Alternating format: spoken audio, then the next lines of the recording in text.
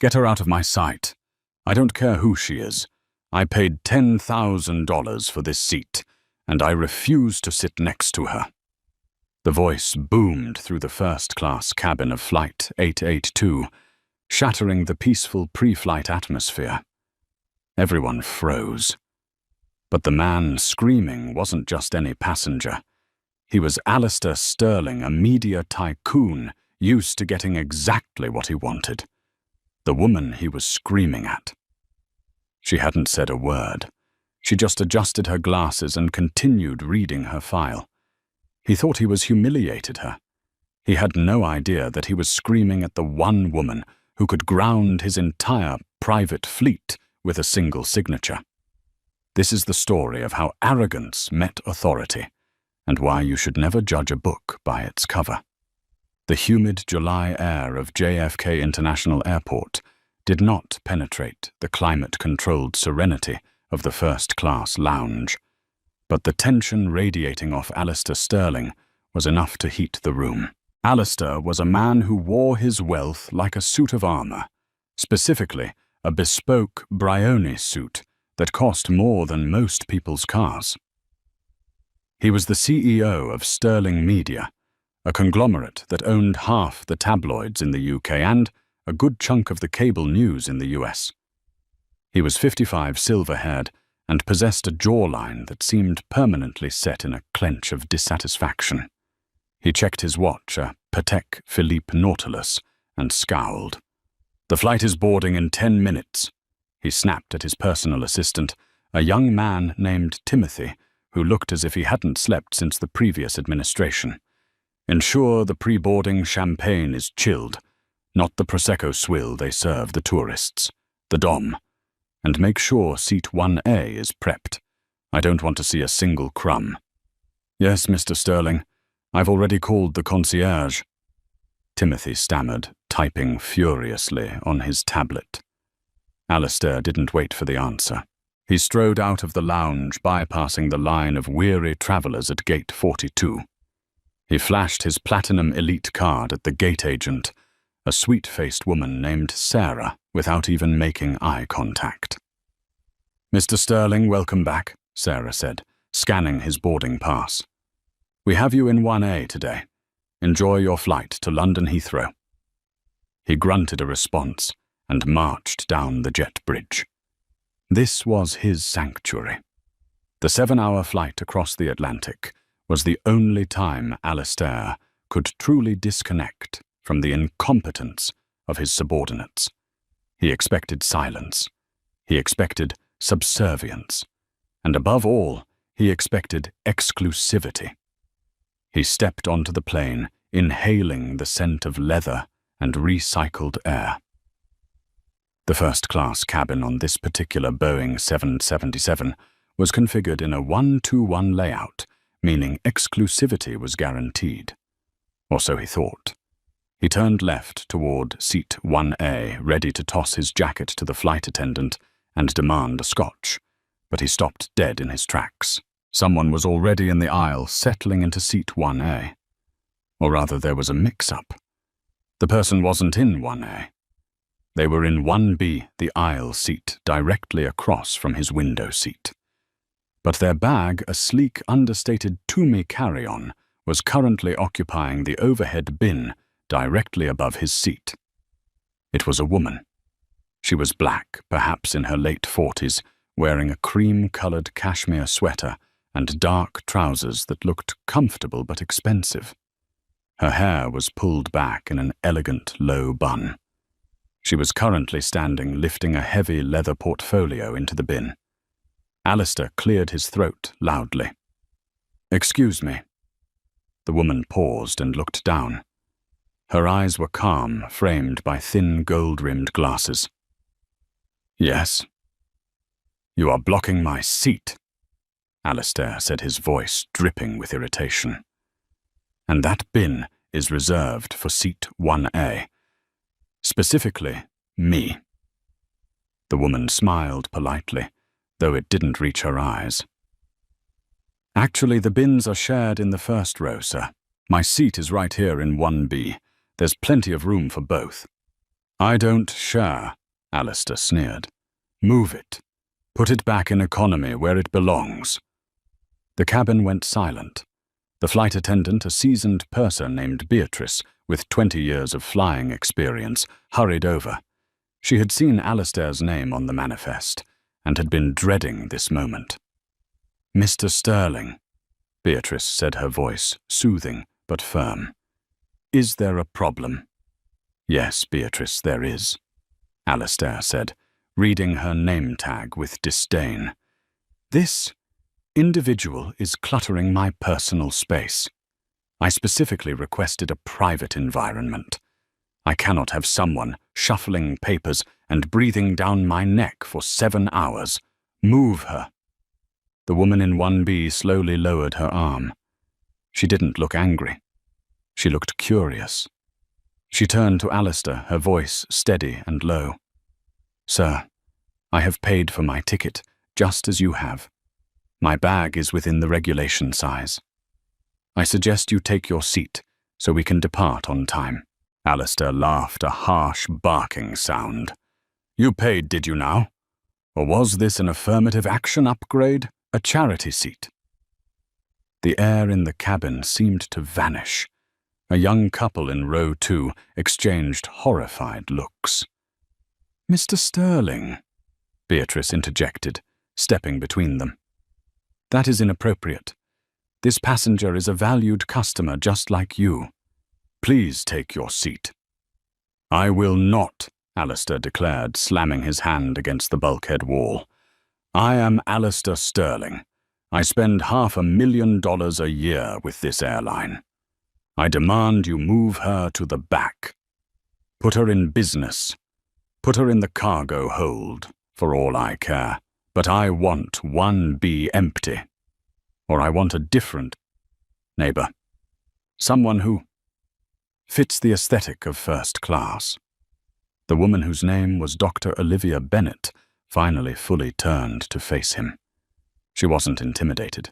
She adjusted her glasses again. Mr. Sterling, Olivia said, her voice dropping an octave, becoming dangerously calm. I am going to give you one chance to sit down and be quiet. You have no idea who I am. And frankly, your ignorance is the only thing protecting you right now. Alistair leaned in his face, inches from hers. I know exactly what you are. You're a nuisance. Now get up. Beatrice the purser was shaking. In her 2 decades of flying, she had dealt with drunks, minor celebrities, and crying toddlers, but she had never seen such naked, virulent aggression in the first-class cabin. Sir, Beatrice said, her voice hardening, you are delaying the flight. If you do not sit down, I will have to inform the captain. Go ahead, Alistair shouted, throwing his arms up. Get the captain. Tell him Alistair Sterling is being harassed by the staff and a passenger who refuses to follow protocol. In fact, get him out here right now. I want to look him in the eye when I tell him I'm pulling my corporate contract with this airline. Olivia sighed. It was a long, tired sound.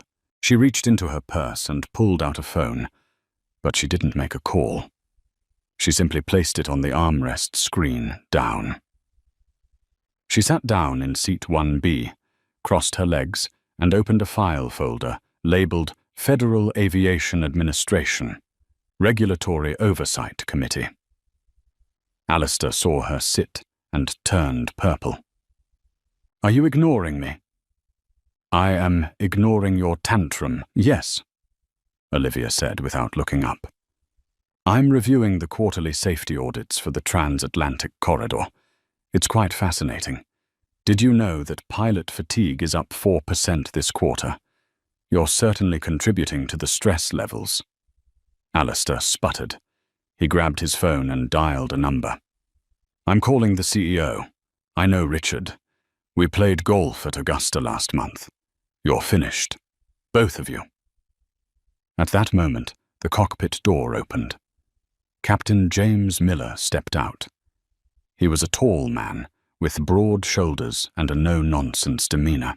He adjusted his cap and looked at the scene, Alistair red-faced and standing, Olivia calm and seated, and Beatrice looking on the verge of tears. "What is going on back here?" Captain Miller asked, his voice projecting authority. "Captain," Alistair pointed a finger at Olivia. "This woman is refusing to move. She's aggressive, she's rude, and frankly she's a security risk. I don't feel safe flying with her. I want her off the plane." Captain Miller looked at Olivia. She looked back at him, a faint smile playing on her lips. She didn't say a word. She just tapped her index finger on the folder in her lap. Captain Miller blinked. He squinted at the woman. Then his eyes went wide. The color drained from his face. "Ma'am?" Captain Miller said, his voice suddenly very gentle. Is everything all right?" "I'm fine, Captain," Olivia said smoothly. "Mr. Sterling here seems to be having a medical episode, or perhaps a behavioral one. He seems to believe he owns the aircraft." "I demanded she be moved," Alistair interrupted, oblivious to the change in the captain's demeanor. "Captain, if you don't remove her, I will personally ensure you are flying cargo planes to Alaska by next week. Do you know who I am?" "Captain." Miller looked at Alistair with a mixture of pity and annoyance. "I know who you are, Mr. Sterling, but I don't think you know who she is." "I don't care who she is," Alistair screamed. "She's a nobody, a diversity hire, That's enough," Captain Miller barked. The command was so sharp it silenced the cabin. "Mr. Sterling, you have violated federal aviation regulations regarding the interference with a flight crew. You are disrupting the safety and order of this flight." "I'm the victim here," Alistair insisted. "She's the one, sir," Olivia spoke up, closing her folder with a snap. "You mentioned you know Richard, the CEO of this airline." "I do," Alistair sneered, "and he's going to hear about this." "Good," Olivia said. She picked up her phone. "Because I'm having dinner with him and his wife Susan in London tomorrow night. We're discussing the renewal of the airline's operating license for the European sector. But I suppose I could call him now." Alistair froze. "What? You see—" Olivia continued, standing up slowly. She smoothed her sweater. "My name is Dr. Olivia Bennett. I am the chairwoman of the International Aviation Oversight Board. I don't just regulate this airline, Mr. Sterling. I regulate the skies you fly in. I sign off on the safety protocols, the route allocations, and the executive board appointments. And currently, I am evaluating whether this airline has sufficient protocols to handle disruptive passengers who threaten the safety of the crew." The silence that followed was heavy, thick, and suffocating. Alistair stared at her. His mouth opened, but no sound came out. The arrogance that had fueled him seconds ago was rapidly being replaced by a cold, creeping dread. He looked at the captain. Captain Miller nodded solemnly. "She's the boss's boss, Mr. Sterling. Actually, she's everyone's boss." I didn't know," Alistair stammered, his voice shrinking. "Ignorance is not a defense, Mr. Sterling," Olivia said coldly. "It is merely an embarrassment. You wanted me moved. You wanted me off the plane." She looked at the captain. "Captain Miller," Olivia said. "I believe this passenger constitutes a security threat. He has been verbally abusive to the crew, he has made threats against your employment, and he has disrupted the pre-flight safety checks. Under FAA Regulation 91.11, no person may assault, threaten, intimidate, or interfere with a crew member. Do you agree?" Captain Miller didn't hesitate. "I do, Dr. Bennett." "Then I believe," Olivia said, her eyes locking onto Alistair's terrified face, "that it is time for Mr. Sterling to leave." Alistair's face went pale. "You can't do this. I have meetings in London, essential meetings, and I have a dinner to get to, Olivia said, sitting back down and opening her folder. And I prefer not to be late. Captain Miller turned to Alistair. Sir, grab your bags. You are being deplaned. No. Alistair grabbed the armrest. I refuse. I'm not going anywhere. Then we will call the Port Authority police, Beatrice said, her voice laced with a newfound confidence. She reached for the interphone. Don't you dare, Alistair hissed. But the look in Olivia's eyes stopped him. It wasn't anger. It was total, absolute indifference. To her, he wasn't a titan of industry. He was a glitch in the system, and glitches were removed. The sound of heavy boots echoed from the jet bridge. 2 Port Authority officers appeared at the door. There a problem, Captain? The lead officer asked. Yes, Captain Miller said, pointing at Alistair. We have a disruptive passenger refusing to deplane. He has threatened the crew and harassed a federal official. The officer looked at Alistair. Sir, let's go. The easy way or the hard way? Alistair looked around the cabin. He saw the faces of the other passengers, people he considered his peers looking at him with disgust. He saw the young couple in row 2 filming him with their phones. He saw Beatrice crossing her arms, a look of triumph on her face. And he saw Dr. Olivia Bennett reading her report, not even looking at him. He grabbed his jacket. He grabbed his bag. You will hear from my lawyers, he muttered as he shoved past the officers. This isn't over. Oh, Mr. Sterling, Olivia said, just loud enough for him to hear as he reached the door. He turned back, sweat beading on his forehead. It hasn't even started. The door closed behind him. The cabin erupted into applause. Olivia didn't smile. She just nodded to Beatrice. Champagne, Dr. Bennett? Beatrice asked. Water, please, Beatrice. Sparkling. No ice. But as the plane taxied to the runway, leaving a fuming billionaire on the tarmac, Olivia knew that Alistair Sterling wasn't the type of man to let this go. He would strike back, and she would be ready.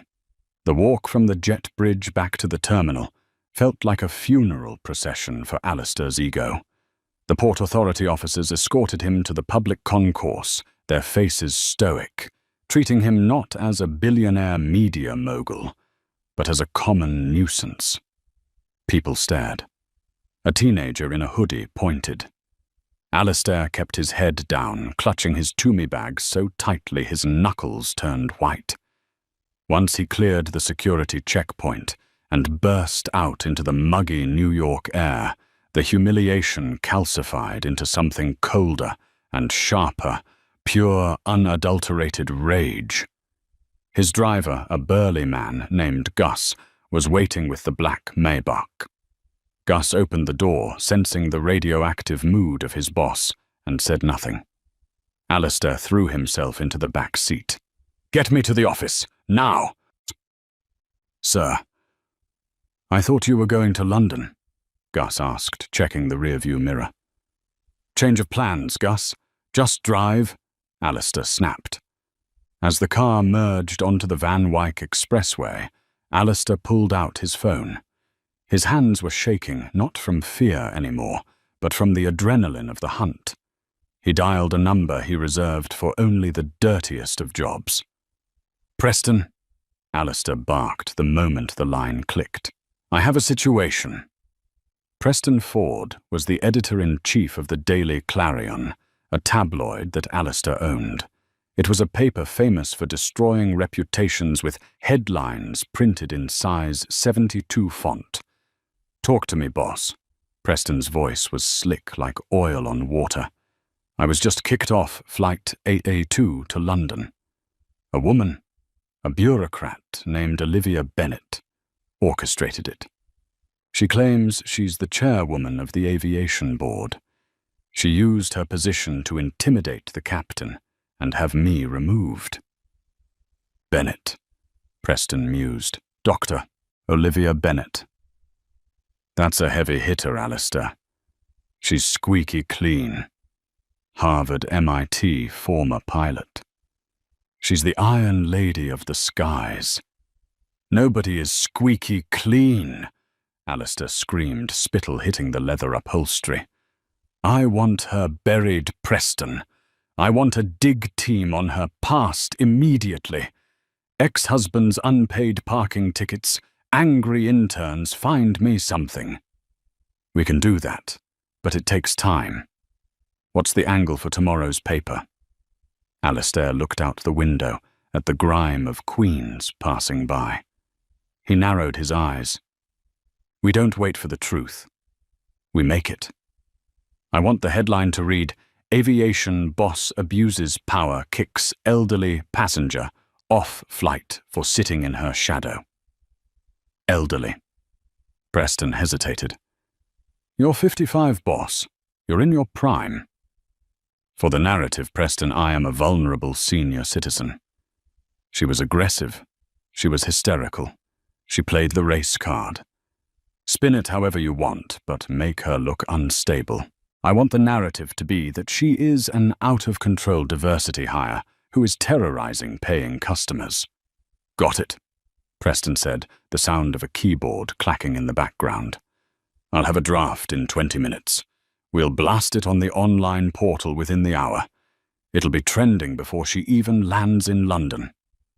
Alistair hung up. He wasn't done. He scrolled through his contacts until he found Richard Caldwell, CEO, Sky High Airlines. He didn't call. He texted.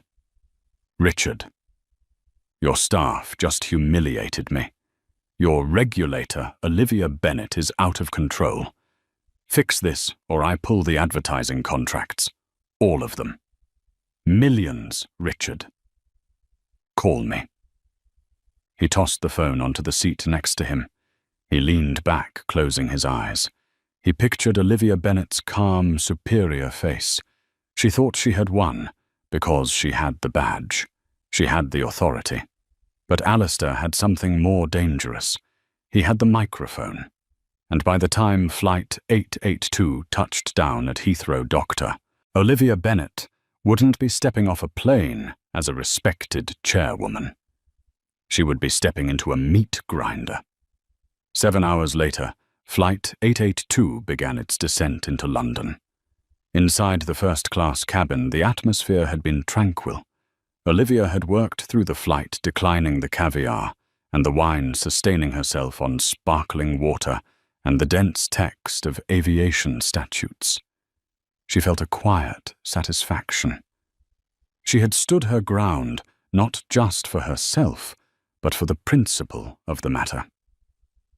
Men like Alistair Sterling believed the world was a vending machine that only accepted their currency.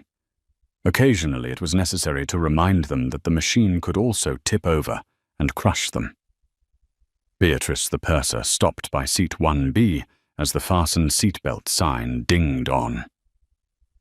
Dr. Bennett, Beatrice whispered, leaning in. I just wanted to thank you again. In 20 years, nobody has ever stood up for us like that. The crew, we really appreciate it. Olivia offered a warm, genuine smile, a stark contrast to the steel mask she had worn earlier. You did the hard work, Beatrice. You kept the cabin safe. I just quoted the rule book. Captain Miller radioed ahead, Beatrice added, her voice dropping lower. He arranged for a VIP escort for you at the gate, just to speed you through customs. That wasn't necessary, but it is appreciated. Thank you. The plane landed smoothly, taxiing through the grey English drizzle. Olivia packed her files, checked her phone, and frowned. She had 0 signal. Strange. Usually her global roaming kicked in immediately. She restarted the device as the plane pulled up to the gate. When the signal finally connected, her phone nearly vibrated out of her hand. 47. Missed calls, 112. Text messages, 3,000 plus notifications on X, formerly Twitter. She stared at the screen, her brow furrowing. The first text was from her deputy director in Washington, D.C. Olivia, don't talk to anyone. Legal is convening an emergency meeting. What happened on that plane? The second text was from her daughter. Mum, why are you trending? Who is Alistair Sterling? Olivia felt a cold knot form in her stomach. She opened her browser. The headline on the front page of the Global News Network, a Sterling subsidiary, screamed at her. Sky Rage, top aviation official, accused of assaulting passenger and abusing federal power. Below it was a grainy photo. It was from the plane, but the angle was manipulated. It showed Olivia standing over Alistair, her finger pointing her face, looking severe. Alistair was seated, looking small and defensive. The caption read, Olivia Bennett berates media mogul Alistair Sterling moments before ordering his removal. Oh, you petty little man, she whispered. Dr. Bennett. She looked up. A British Airways ground agent was standing at the aircraft door, looking anxious. The VIP car is waiting at the bottom of the stairs. We thought it best to bypass the main terminal. Why? Olivia asked, standing up and hoisting her bag. Because, Ma'am, the press is here. A lot of them. Olivia straightened her blazer. She put her glasses on. She didn't cower. She didn't hide her face. Let's go. They took a side exit down the metal stairs to the tarmac, where a black Range Rover was waiting. But Alistair's reach was long. As she stepped into the cool London air, a swarm of photographers who had gained access to the perimeter fence began shouting. Dr. Bennett? Did you strike Mr. Sterling? Is it true you used racial slurs against him? Are you resigning? Flashbulbs popped like lightning in the grey afternoon. Olivia ignored them, sliding into the back of the car. The door slammed shut, silencing the chaos. Inside the car sat a man she knew well. Richard Caldwell, the CEO of Sky High Airlines. He looked like he had aged 10 years in the last 7 hours. He was holding a tablet, watching a video of a news anchor, destroying Olivia's career. Richard, Olivia said calmly, it's good to see you, though I assume we're skipping the pleasantries. Richard didn't look at her. He stared out the window at the rain. He's pulling the ads, Olivia. He's threatening to sue the airline for $10 million for breach of contract and emotional distress. He's got half the board of directors calling for my head because I let my captain kick off a platinum partner. Your captain followed federal safety regulations, Olivia said, her voice hard. Alistair was a threat. Alistair is a monster, Richard snapped, finally turning to her. We both know that. But he's a monster who buys ink by the barrel. Do you see this? He shoved the tablet at her. He has witnesses. He paid off a couple in row 2. They gave statements saying you were hostile and erratic. Olivia looked at the screen. It was a lie, a complete fabrication. But it was moving fast. The comments section was a cesspool of hate. So what are you telling me, Richard? Olivia asked quietly. Are you rescinding the dinner invitation? Richard sighed, rubbing his temples. The board wants me to issue a public apology to Alistair.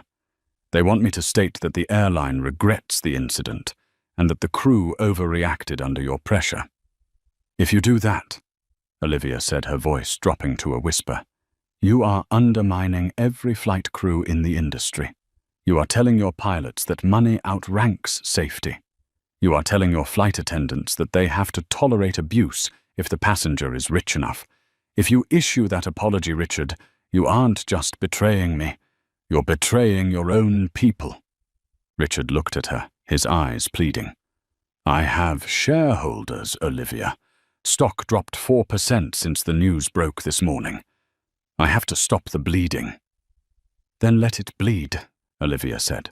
Because if you side with him, I won't just be the regulator you have dinner with.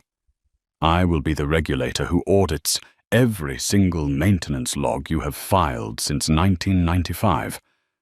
I will ground your fleet for a missing screw. The car was silent. The only sound was the hum of the engine and the rain on the roof. He's going to destroy you, Olivia, Richard warned softly. He has the tapes, the papers, the internet. You're one woman against a media empire. Olivia looked out the window at the grey London skyline. She thought of the fear in Beatrice's eyes. She thought of the arrogance in Alistair's voice. I'm not just one woman, Richard, she said, pulling her phone out again. I'm the woman who knows where the bodies are buried. Alistair thinks this is a PR battle. He thinks it's about headlines. She dialed a number. Who are you calling? Richard asked. The one person Alistair Sterling is actually afraid of, Olivia said. His ex-wife. The one who signed the NDA he's currently violating by running this smear campaign. She put the phone to her ear. Hello, Catherine, it's Olivia. Yes, I'm in London. No, I'm fine, but I think it's time we finally had that conversation about the Cayman accounts. Yes, the ones he hid from the divorce lawyers. Meet me at the Dorchester in an hour. She hung up and looked at Richard. A small, cold smile touched her lips. Drive me to the hotel, Richard. The war has just begun. The Dorchester Hotel on Park Lane stood like a fortress of old-world money against the grey London drizzle. Inside, the air smelled of lilies and expensive perfume. Dr. Olivia Bennett walked through the lobby, her heels clicking on the marble with a rhythm that sounded like a countdown. She wasn't wearing her flight attire anymore. She had changed into a sharp navy blue power suit that made her look less like a bureaucrat and more like a prosecutor. She found Catherine Sterling sitting in a secluded corner of the promenade, the hotel's tea room. Catherine was a woman who had once been a beauty queen, but 20 years of marriage to Alistair had etched deep lines of anxiety around her eyes. She wore oversized sunglasses indoors and clutched a glass of sherry with a trembling hand. Olivia, Catherine breathed as Dr. Bennett sat down. She didn't offer a hand. She just looked around nervously. He doesn't know I'm here. If he knew, he'd cut my alimony. He'd burn my house down. He won't be burning anything, Catherine, Olivia said softly, signaling the waiter to bring water. Because by tomorrow morning, Alistair won't have the matches, let alone the fuel. Catherine lowered her sunglasses. Her eyes were rimmed with red. You saw the news, he's destroying you. My phone has been blowing up with alerts. He's calling you unstable. He's digging up your divorce from 1998. Let him dig, Olivia said, her voice terrifyingly calm. He's fighting a PR war. I'm fighting a legal one. But I need the ammunition, Catherine. You told me once years ago at the Aspen Gala that Alistair had a hobby he kept off the books. You said if you ever left him, you'd take the blue ledger. Catherine froze. She looked down at her Chanel bag. It's not just a hobby, Olivia. It's a logistics operation. Explain, Olivia commanded gently. Catherine leaned in her voice a whisper. Sterling Media ships tons of equipment all over the world. Cameras, satellite uplinks, stage gear. They have a permanent cargo exemption because they are press. They bypass standard customs screening in 30 countries. Alistair uses his private fleet Sterling wings to move the gear. I know the fleet. Olivia nodded. I signed their certificate of airworthiness, 2 Gulfstream G650s and a Bombardier cargo jet. Those jets aren't just moving cameras, Catherine said, reaching into her bag. She pulled out a heavy, encrypted hard drive. For the last 5 years, Alistair has been moving high-value art and uncertified gold bullion out of conflict zones in Africa and South America. He hides it inside the hollowed-out casings of the broadcast servers. He calls it asset relocation. I call it smuggling.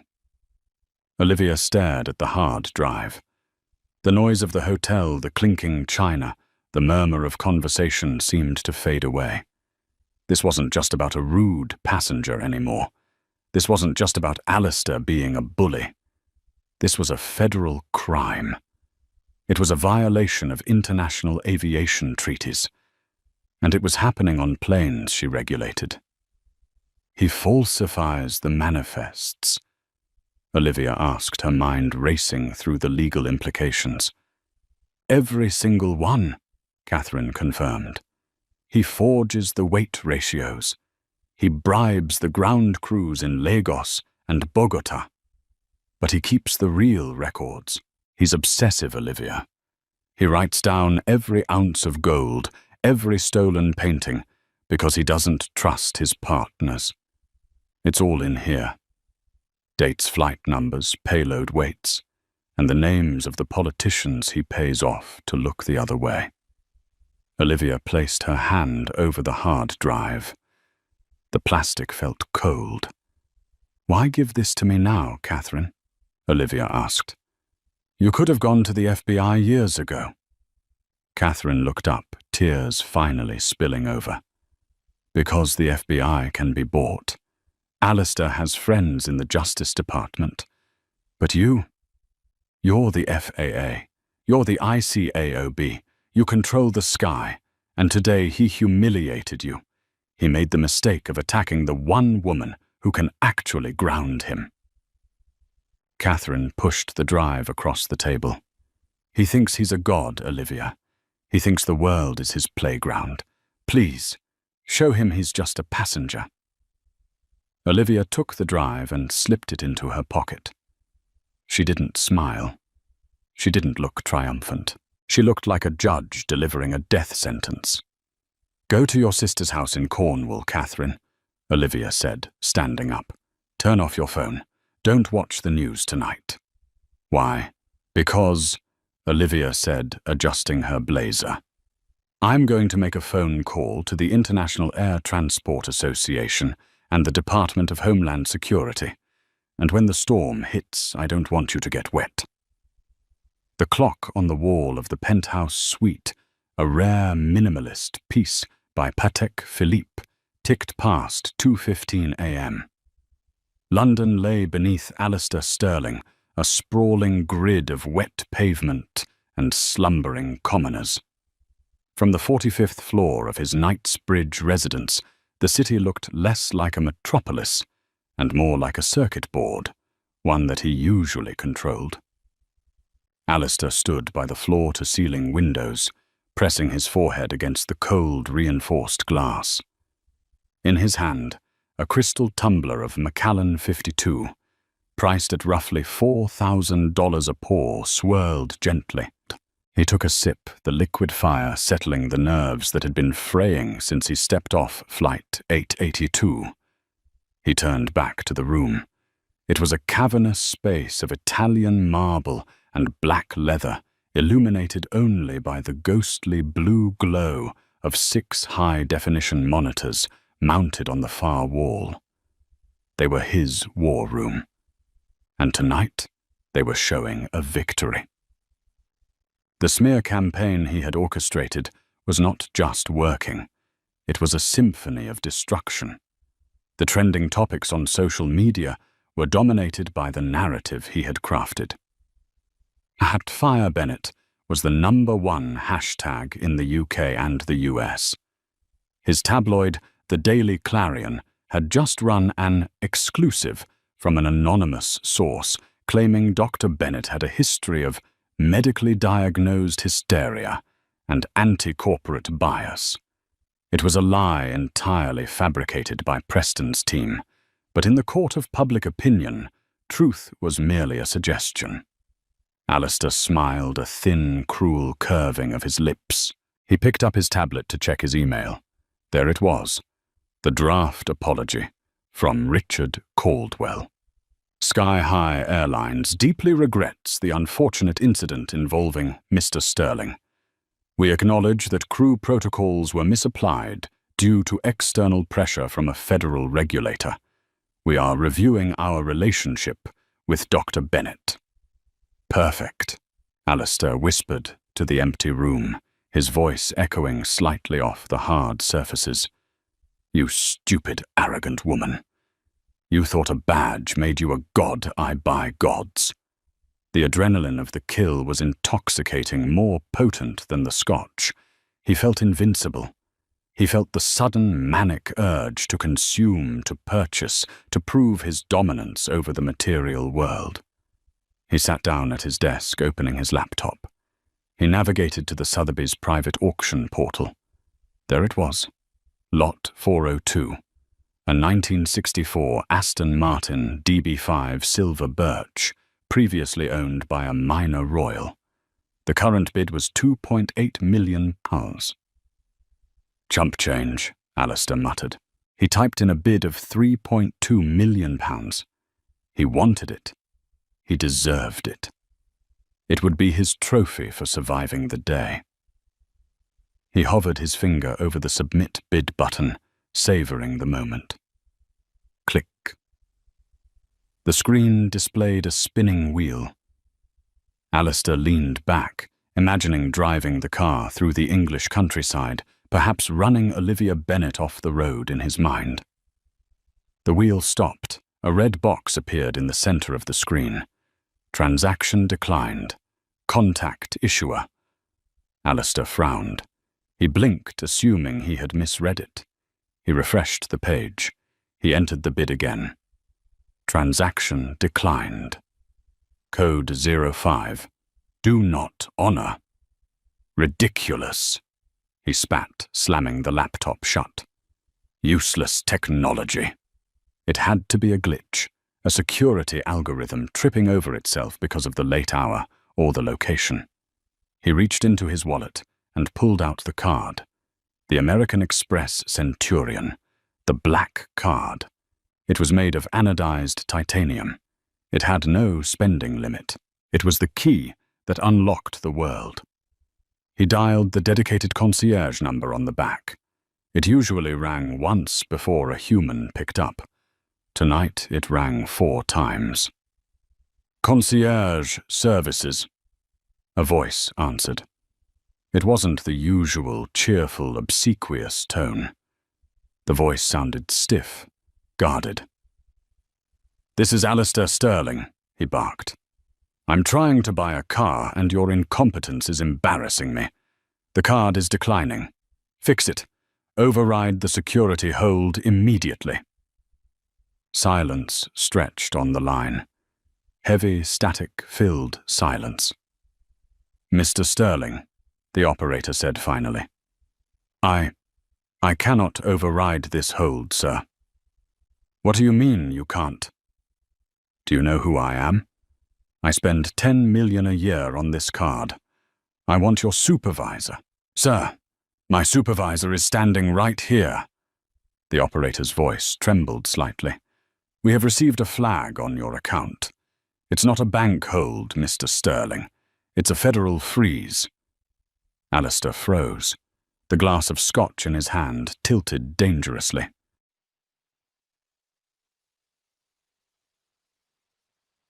A freeze from who? The IRS. No, sir. The code is 44 Alpha. That comes from the Office of Foreign Assets Control in the United States cooperating with the UK Treasury. It's a sanctions and anti-money laundering block. It freezes everything. Credit, debit, liquid assets, holding companies. Sir, I'm technically not even supposed to be speaking to you. The line went dead. Alistair stared at the phone. OFAC.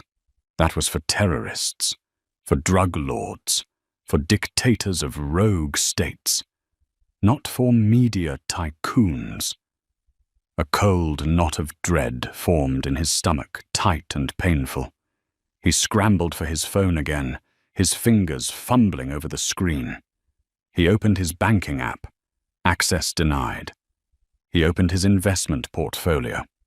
User suspended. He dialed his CFO, Marcus. Straight to voicemail. He dialed his personal lawyer.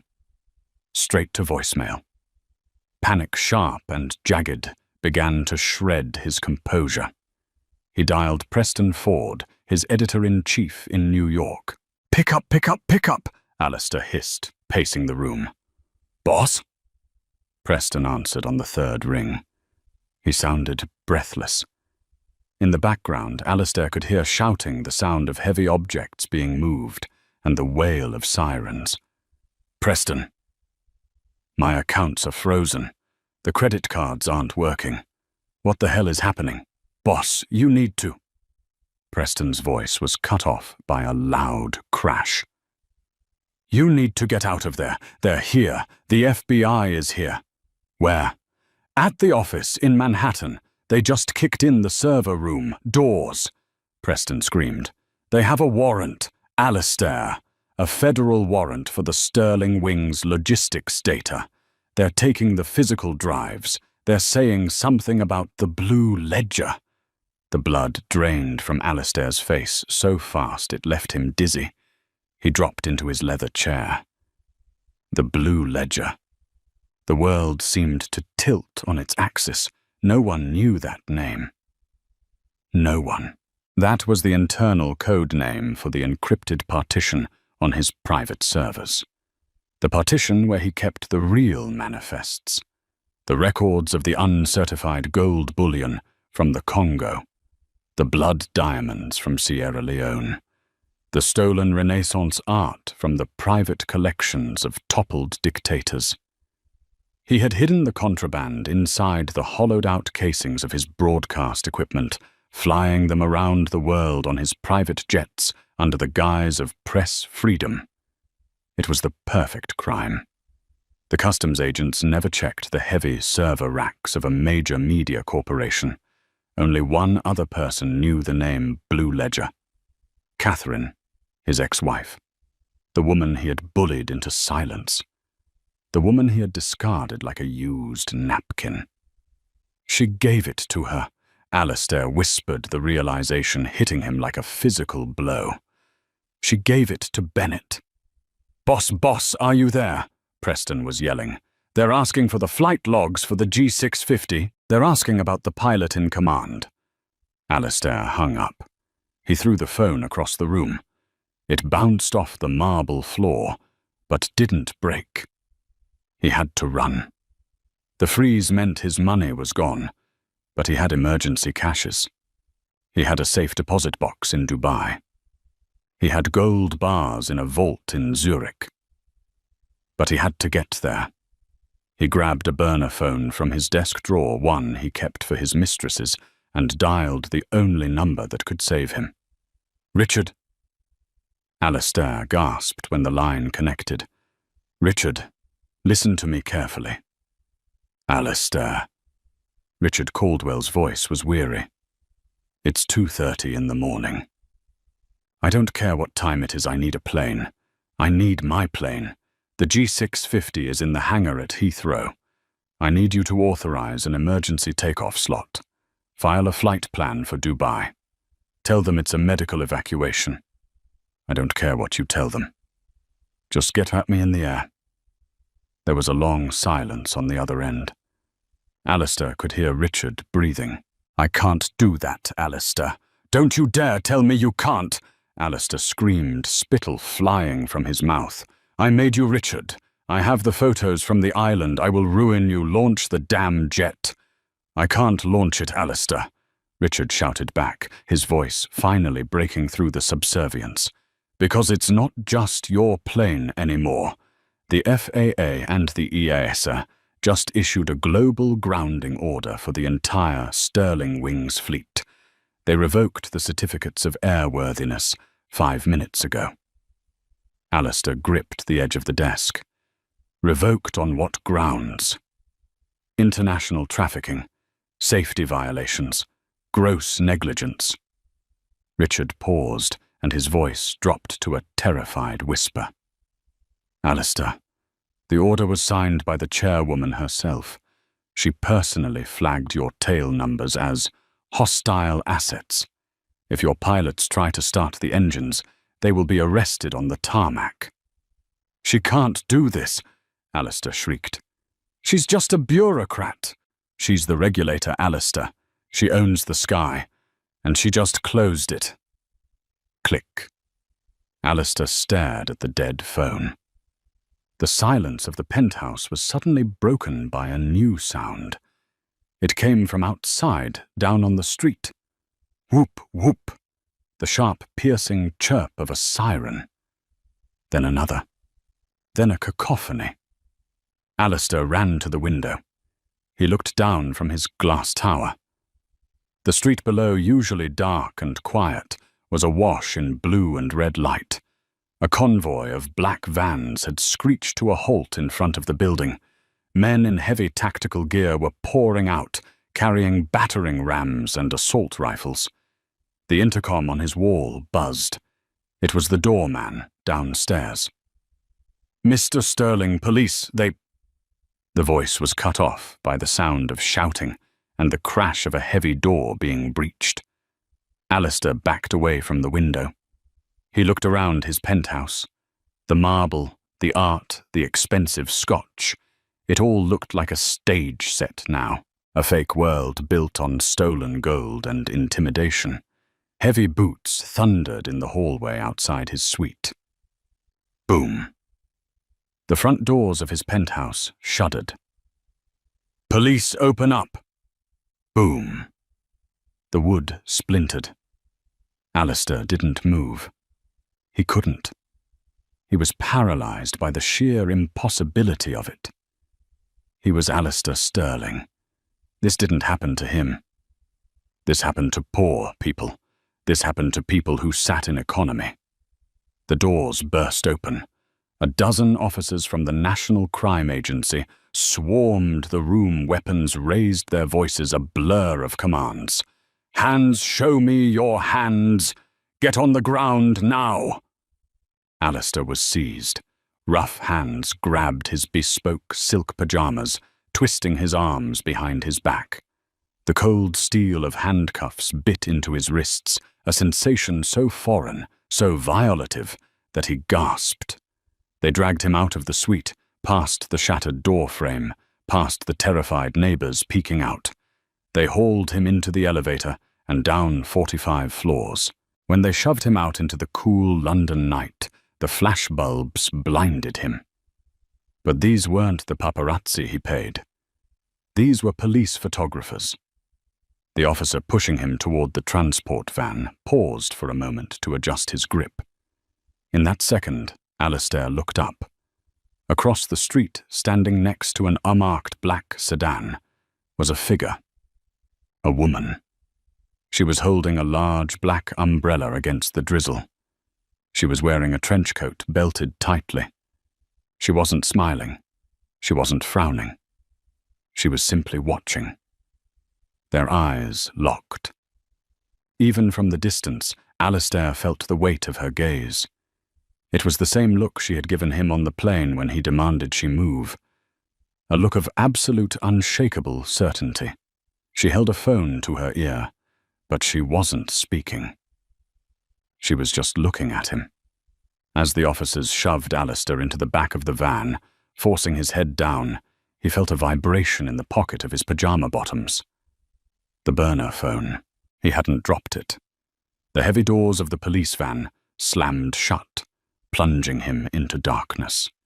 He managed to contort his body, his handcuffed hands fumbling to pull the phone partially out of his pocket, to see the screen glowing in the dark. One new message. Sender Dr. Olivia Bennett. He squinted at the text, his breath hitching in his throat. Seat 1A is now available, but I don't think you can afford the ticket anymore. Alistair Sterling closed his eyes and leaned his head against the metal wall of the van. The siren wailed a long, mournful sound that signaled the end of the flight. The fall of Alistair Sterling wasn't just a news story. It was a cultural event. In the weeks following the raid on his London penthouse, the Sterling Empire didn't just crumble, it vaporized. The forensic accounting team, armed with Catherine's hard drive, uncovered a labyrinth of corruption that spanned 3 continents. The gold smuggling was just the tip of the iceberg. There was tax evasion, bribery of foreign officials, and massive violations of international trade sanctions. The media, which Alistair had controlled for so long, turned on him with the vicious enthusiasm of a liberated prisoner. The very newspapers he owned were forced to print the headlines of his disgrace to save their own credibility. The photos of him being led into the Old Bailey court in handcuffs, looking haggard and unshaven, replaced the pristine, airbrushed headshots he had mandated for decades. The trial was the spectacle of the year. Alistair's defence team, a phalanx of London's most expensive barristers, tried to paint him as a victim of a corporate conspiracy. They argued that he was unaware of the logistics of his own private fleet, that he was a frail man suffering from altitude-induced delirium during the incident on Flight 882. It might have worked, too, if not for the prosecution's star witness when Dr. Olivia Bennett took the stand. The courtroom went silent. She didn't look like a victim. She wore a simple grey suit, her posture impeccable. She didn't raise her voice. She didn't cry.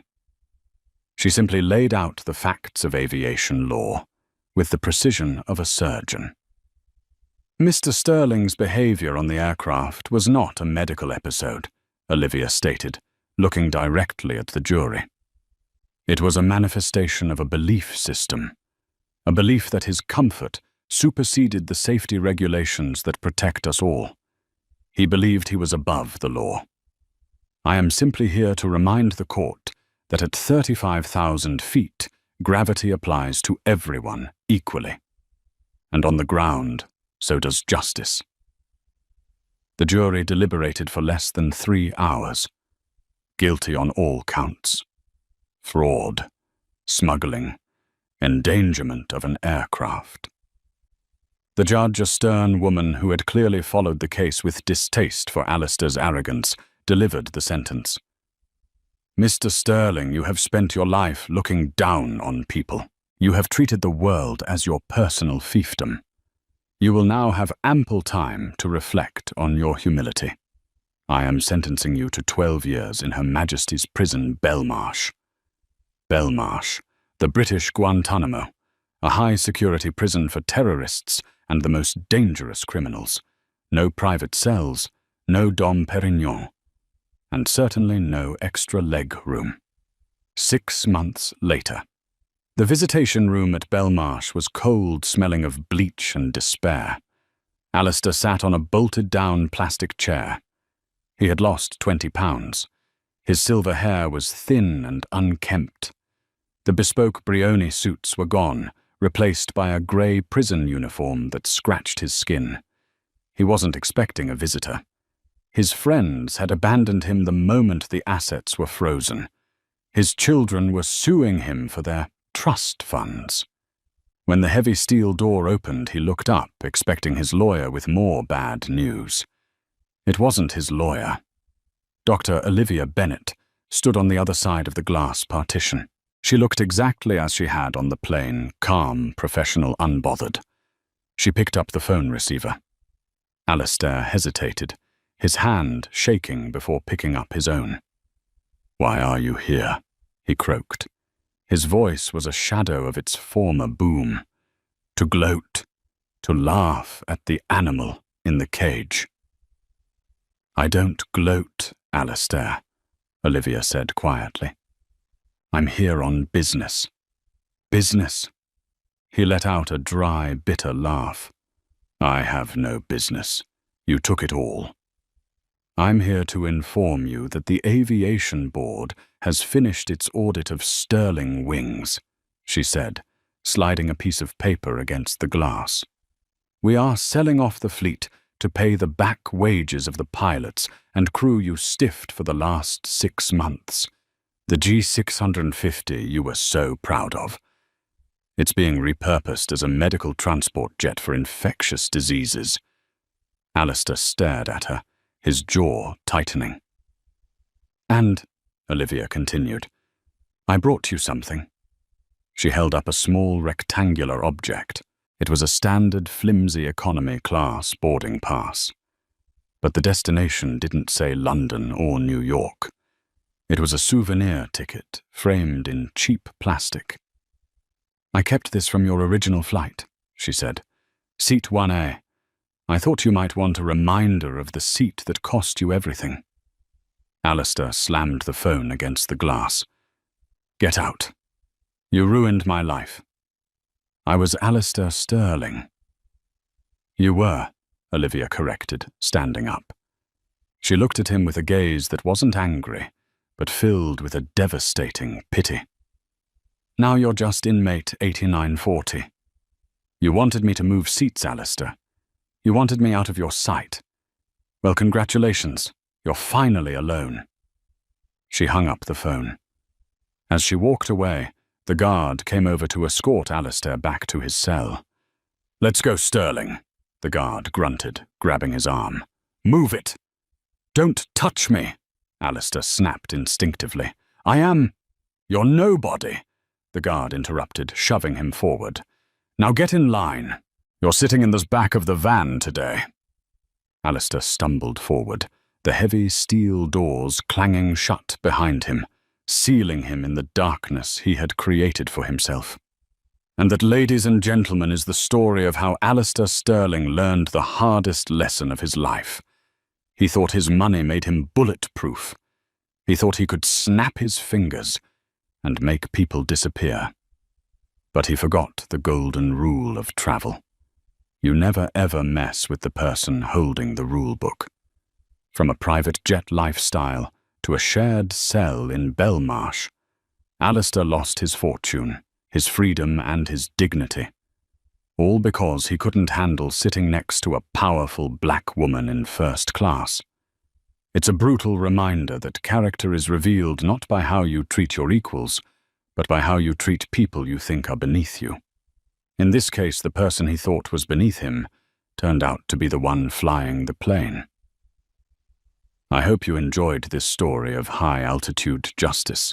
If you felt a little bit of satisfaction seeing karma hit back that hard, please smash that like button.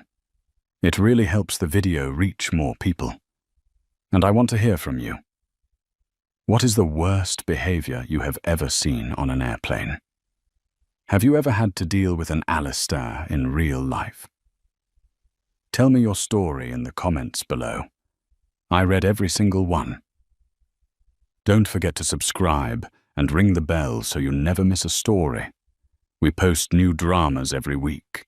Until next time, stay humble and fly safe. You don't belong here, sweetie. First class is for people who actually pay their way. That was the last thing Keely, the senior flight attendant, said before she ripped my boarding pass in half and threw the confetti pieces in my face. She thought she was protecting the sanctity of her precious cabin from a girl in a hoodie. She thought she had all the power. But she didn't know two things. One, that hoodie cost more than her car. And two, the name on the ticket she just destroyed. It matches the name painted on the side of this airplane. Today, Keely learns that you never judge a passenger by their cover, especially when her father owns the fleet. The fluorescent hum of JFK's Terminal 4 was usually enough to induce a migraine, but today Maya Sterling was too exhausted to care. She adjusted the strap of her battered leather duffel bag, a vintage piece from Italy, that looked worn to the untrained eye, but was virtually priceless, and pulled the hood of her oversized grey sweatshirt further over her head. It had been a brutal semester at Stanford. Finals week had consisted of 4 days without sleep, 3 gallons of iced coffee, and a final thesis on macroeconomic disparities that had drained the last ounce of her social battery. All she wanted was to get on Aerolux Flight 882 to London, curl up in seat 1A, and sleep until the wheels touched the tarmac at Heathrow. She wasn't trying to be noticed. In fact, invisibility was Maya's preferred state. Being the only daughter of Reginald Sterling, the billionaire tycoon who had acquired Aerolux 3 years ago and turned it into the premier transatlantic carrier, came with baggage she didn't like to carry. She preferred the anonymity of sweatpants and no makeup. Maya approached Gate 42. The boarding area was divided into 2 distinct worlds. On the left, a chaotic sea of weary travelers wrestled with crying toddlers and overstuffed carry-ons waiting for economy boarding. On the right, a velvet rope cordoned off a plush crimson carpet leading to the first-class podium. Standing guard at that podium, like a sentinel of snobbery, was Keely Fox. Keely was a legend at Aerolux, but not for the reasons one might hope. With her hair pulled back so tight it seemed to pull her eyelids upward, and a uniform tailored to within an inch of its life, she looked immaculate. She was the lead purser, the queen of the cabin. She was also, according to the whispers in the break room, the meanest woman to ever wear the silver wings. Keely didn't just check tickets, she judged souls. Maya stepped onto the crimson carpet. She was the first one there, 30 minutes before boarding, just wanting to sit in the quiet lounge area reserved for first class. Keely looked up from her computer screen. Her eyes heavily lined with dark makeup swept over Maya. She saw the messy bun, the baggy grey hoodie, the loose sweatpants, and the sneakers that looked a bit scuffed. She didn't see the person. She saw an intruder. "Excuse me," Keely said, her voice dripping with a sickly sweet condescension that was colder than liquid nitrogen. "The line for Group 5 is over there against the wall. You're blocking the carpet." Maya paused, blinking tiredly. She pulled her headphones down around her neck. "I'm sorry." "Economy," Keely said, pointing a manicured finger toward the mass of people on the left. "This is the priority lane, for first class and diamond medallion members only. Please move." Maya sighed. She dealt with this often, but usually she had the energy to be charming about it. Today she just reached into her pocket. "I know. I'm on this flight. Seat 1A. She pulled out her phone to show the digital boarding pass, but the battery icon flashed red and the screen went black. Dead. Great, Maya thought. Rookie mistake. "My phone just died," Maya said, keeping her voice calm. "But I have a physical copy in my bag." She dropped her duffel to the floor and unzipped it, rummaging through books and papers. Keely let out a loud, theatrical sigh, checking her watch. "Miss, you are holding up the line." There was no one behind Maya, not a single soul.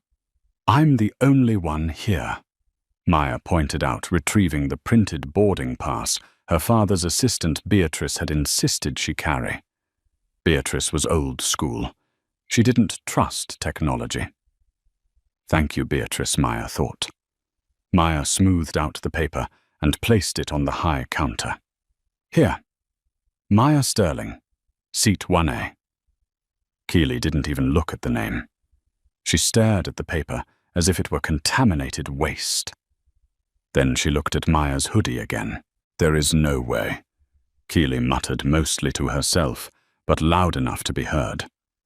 She picked up the boarding pass, holding it by the very corner with 2 fingers. She tapped her keyboard aggressively.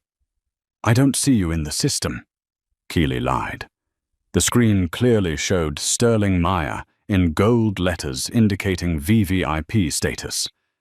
But Keely's bias was rewriting reality. She saw a young black girl in street clothes and decided that there had been a glitch, a mistake. A hacker. Check again, Maya said, her tone hardening slightly. I'm definitely on that flight. Look. Keely leaned over the podium, her voice dropping to a harsh whisper. I don't know how you printed this fake pass. Maybe you have a friend in ticketing, or maybe you're just delusional, but we don't let non-revenue standbys or upgrade scammers into the first-class cabin on my flight. We have high-profile clients today. Senators, tech moguls. She looked pointedly at Maya's scuffed sneakers. People who don't want to smell fast food. Maya stiffened. I don't smell like fast food. And this isn't a fake pass. It's invalid, Keely declared. Scan it, Maya challenged. Keely narrowed her eyes. It was a duel now. She grabbed the scanner gun and aimed it at the barcode on the paper, fully expecting it to error out. Beep. A green light flashed on the console. Seat 1A. Confirmed. For a second, Keely froze.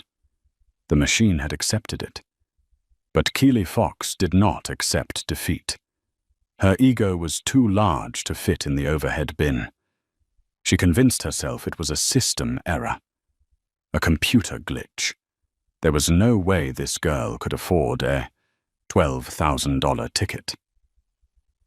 Machine error, Keely announced loudly, addressing the few people now gathering behind Maya. Technical difficulties, folks. Just a moment while I clear the queue. She looked back at Maya with a smirk that could curdle milk. The system is malfunctioning. It happens when people try to use fraudulent codes. So, it beeped green. Maya said, her patience fraying. It's valid. You're just profiling me. I am doing my job, Keely snapped, and my job is to ensure the safety and comfort of our premium passengers. You are clearly agitated. That's a security risk. At that moment, a man walked up behind Maya.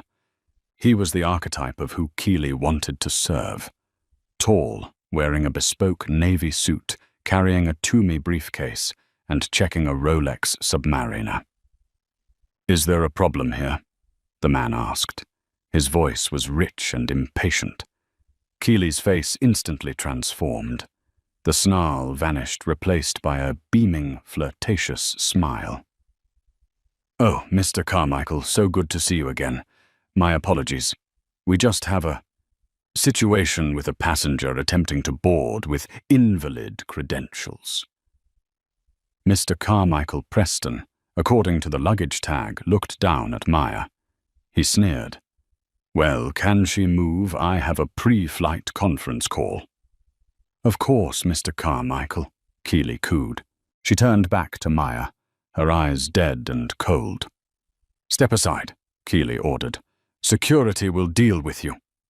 I'm not moving, Maya said, grounding her feet. I paid for this seat. Well, my family did. It's my seat. Keely's patience snapped. She wasn't just going to deny Maya. She was going to destroy her. The tension at Gate 42 was thick enough to choke on. A small crowd had gathered, watching the spectacle. Most were silent, looking at their phones, avoiding eye contact. A few were filming. Maya looked at Keely. You are making a massive mistake. I'm asking you politely to scan the ticket again and let me board. And I'm telling you, Keely spat, her voice rising so everyone could hear, that Aerolux has standards.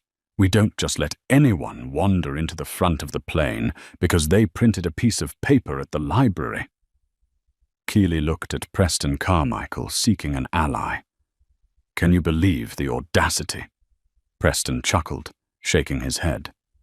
Unbelievable. Honey, take the hint. Go back to row 45, or the bus station. Maya ignored him. She focused entirely on the flight attendant. My name is Maya Sterling. Does that name ring a bell to you? Keely laughed. It was a harsh, barking sound. Sterling like the owner. Oh, honey, please. I've heard every lie in the book. Do you know who my father is? is the oldest trick in the industry. If you were a sterling, you wouldn't be dressed like that, and you wouldn't be standing here arguing with me. You'd be on a private jet. My father believes in commercial travel to understand the customer experience, Maya said calmly. Something you clearly don't understand. That struck a nerve. Keely's face flushed red beneath her foundation. That is enough, Keely shouted. She snatched the paper boarding pass from the counter where Maya had left it. This, Keely said, holding the document up like a piece of evidence in a murder trial, is trash. Maya's eyes went wide. Don't, Keely maintained intense eye contact with Maya. A cruel, triumphant smirk curled her lips. With deliberate slowness, she placed her hands on either side of the boarding pass. Right.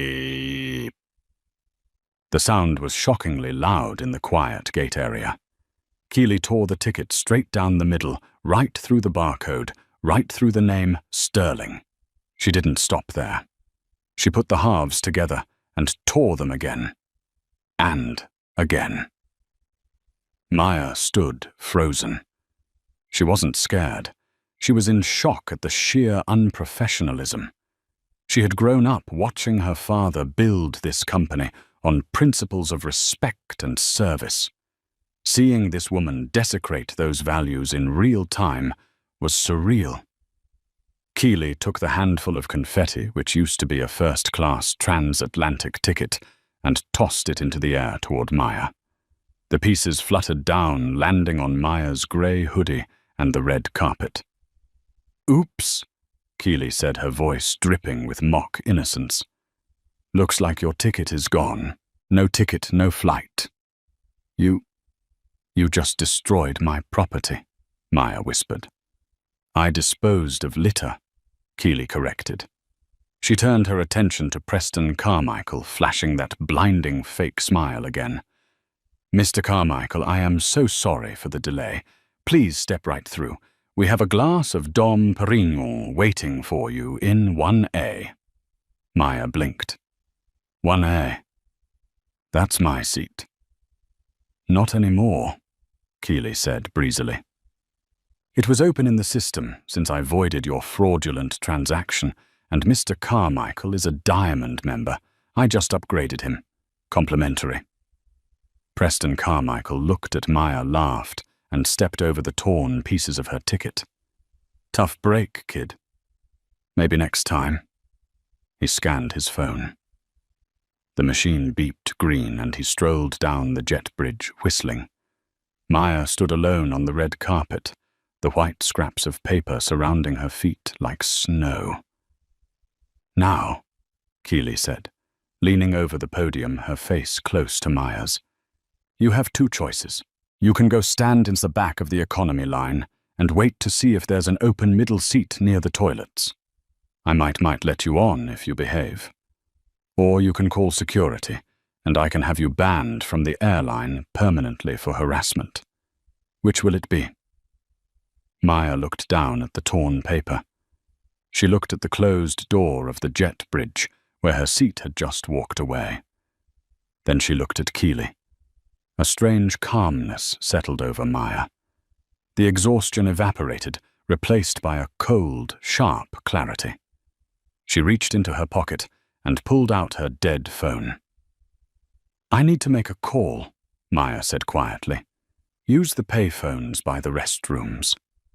Keely dismissed her, turning back to her computer. Next in line for first class, please.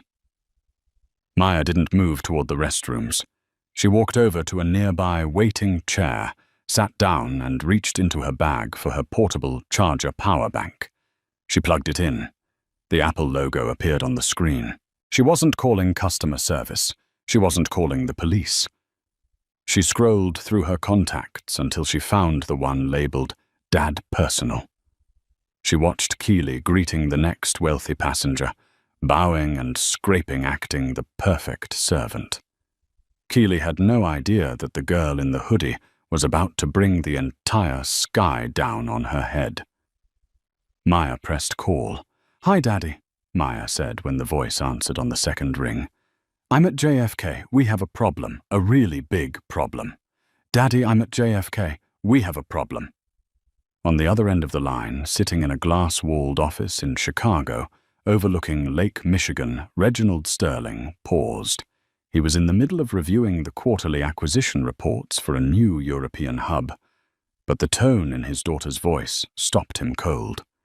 It wasn't fear Maya didn't scare easily. It was resignation. It was the sound of someone who had tried to do things the right way and had been punished for it. "Are you hurt?" Reginald asked, his voice dropping an octave. The room full of executives fell silent instantly. When the boss lowered his voice, you listened. "No, not physically," Maya said, eyeing Keely, who was now aggressively typing on her keyboard, occasionally shooting venomous glances in Maya's direction. "But I've been denied boarding. My ticket was destroyed, physically ripped up in front of everyone, and my seat was given to a Mr. Carmichael." Reginald was silent for 3 seconds. "Someone ripped up a first-class ticket." "My daughter's ticket. She thinks it's fake," Maya whispered, shielding the phone as a couple walked by, staring at her. "She thinks I'm a fraud. She profiled me, Dad. The hoodie, the hair. She didn't even check the manifest properly." "Put her on the phone," Reginald said. The calm in his voice was terrifying. It was the calm of the ocean before a tsunami. "She won't talk to you," Maya said. "She just called security. I think she's trying to have me arrested." At the podium, Keely hung up the landline phone with a satisfied clack. She smoothed her skirt, grabbed the microphone for the PA system, and cleared her throat. Her voice boomed through the gate area, echoing off the high ceilings. "Ladies and gentlemen waiting for Flight 882 to London, we apologize for the delay in boarding. We are currently dealing with a security breach involving a disruptive passenger. Please remain patient while we ensure the cabin is safe for our premium travelers." Every head turned. 200 pairs of eyes locked onto Maya. It was a masterclass in public humiliation. Keely hadn't just called security. She had branded Maya a threat. She had weaponized the annoyance of tired travelers against a 20-year-old girl. "Look at her," a woman in the front row of the economy seating whispered loudly. "She looks like she's on drugs or something. Why doesn't she just leave?" "Probably trying to sneak on," a man muttered. "Kids these days have no respect." Maya felt her face burn. She squeezed her phone. "Dad, they're staring at me." She just announced to the whole gate that I'm a security risk. "Stay right there, Maya," Reginald commanded. "Do not move. Do not leave that gate. I am calling the station manager directly. And Maya..." "Yeah, I'm sorry. I'm fixing this. Now." The line went dead. Maya put the phone down, her hand trembling slightly. She looked up to find Keely standing directly over her. "I thought I told you to leave," Keely sneered. She had come out from behind the podium to loom over Maya. "Calling your boyfriend to come pick you up. Make sure he brings bail money." "I was calling my father," Maya said, her voice steady, despite the pounding in her chest. "Oh," Keely made a pouty face. "Does Daddy know his little girl is a liar?" "You're going to regret this," Maya said softly. "I promise you, Keely, you are going to regret this in about 5 minutes. Keely laughed. "The only thing I regret is that security is taking so long." As if on cue, the heavy doors near the TSA checkpoint swung open. 2 Port Authority police officers, hands resting on their belts, marched down the concourse. They looked serious. They looked ready for a fight. Keely's eyes lit up. She waved them over frantically. "Officers over here." "This is the one?" The crowd parted like the Red Sea. Maya remained seated, clutching her dead phone and the battery pack looking small and defenseless against the approaching authority. But inside the steel of the Sterling bloodline was hardening. She didn't run. She didn't cry. She waited. The two officers, Officer Miller and Officer Davis, approached the seating area. Miller was older, weary-looking, while Davis was young, and clearly eager for some action. "What seems to be the problem here, ma'am?" Officer Miller asked Keeley, though his eyes were on Maya. Keeley launched into her performance. She pointed a shaking finger at Maya. "This individual attempted to breach the first-class cabin with a fraudulent boarding pass. When I caught her, she became belligerent. She refused to leave the secure area she's been harassing other passengers, and she threatened me." "I did not," Maya said, standing up slowly. She kept her hands visible. "I had a valid ticket. She ripped it up. You can see the pieces on the floor over there." Officer Davis stepped forward, invading Maya's personal space. "Ma'am, I need to see your ID and boarding pass." "I don't have the boarding pass," Maya said, gesturing to the confetti on the red carpet. "Because she destroyed it." "So you have no proof of travel?" Davis asked, his hand hovering near his handcuffs. "My ID is in my bag," Maya said, moving to reach for it. "Don't reach," Davis barked, putting a hand on her shoulder to stop her. "Keep your hands where I can see them." "Hey," a voice shouted from the crowd. It was a young guy with a camera filming. "She didn't do anything." That flight attendant ripped her ticket up. "I got it on video." "Back up," Officer Miller warned the cameraman. "Everyone back up." Keeley smirked. "See, she's inciting a riot. She needs to be removed immediately. We have a flight to board." Officer Miller looked at Maya. "Miss, you're coming with us. We can sort this out at the precinct. You are trespassing." "I'm not trespassing," Maya said, her voice rising. "I'm a customer. Check the computer. If she scans my passport, it will show up." "I already checked," Keeley lied smoothly. "She is not in the system. She is a ghost." Officer Miller sighed. He grabbed Maya's arm. "Let's go, miss. Don't make us drag you." "Get your hands off me." Maya pulled her arm back. "Resisting," Davis shouted. He grabbed her other arm and twisted it behind her back. Maya winced in pain.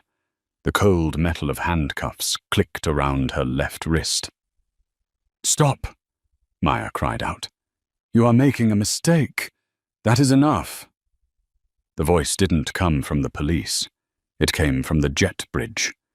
The door to the plane flew open with a bang. Standing there was Captain James O'Malley, a four-stripe veteran pilot with 30 years of experience. He was wearing his hat and his face was pale as a sheet. "Unhand that passenger immediately," Captain O'Malley roared, rushing down the ramp. Keeley turned, confused. "Captain, it's okay, security is handling the disturbance, so we can push back. I know we're running a few minutes late." "Quiet," O'Malley snapped at her. He didn't even look at her. He looked at the police officers.